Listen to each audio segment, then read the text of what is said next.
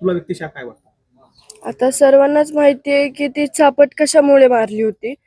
कारण की ज्यावेळेस म्हणजे आता गावच्या प्रमुखाचं काम तेच असतं की आपल्या गावावर संकट येऊ नये. म्हणून ज्या दलित बांधवाला वाचवण्यासाठी माझे वडील गेलते म्हणजे त्या दलित बांधवाची पण त्यामध्ये काही चूक नव्हती.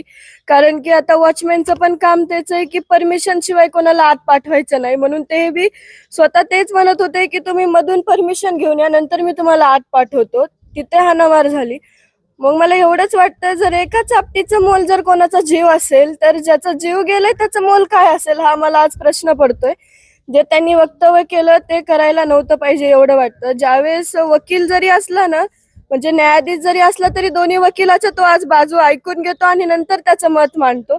मला एवढंच वाटतं त्यांनी म्हणजे आम्हाला समजा ते इथे जरी आले नसते, फक्त त्यांनी म्हणजे आमचं वक्तव्य तरी म्हणजे ऐकून घेतलं पाहिजे की घटना कशामुळे झाली किंवा काय म्हणजे काय याच्या मागचं कारण आहे.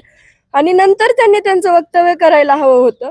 म्हणून त्याचं आज दुःख कुठंतरी वाटतंय की त्यांनी आमची न ऐकता त्यांनी त्यांचं वक्तव्य केलं आणि ते वक्तव्य पण असं होतं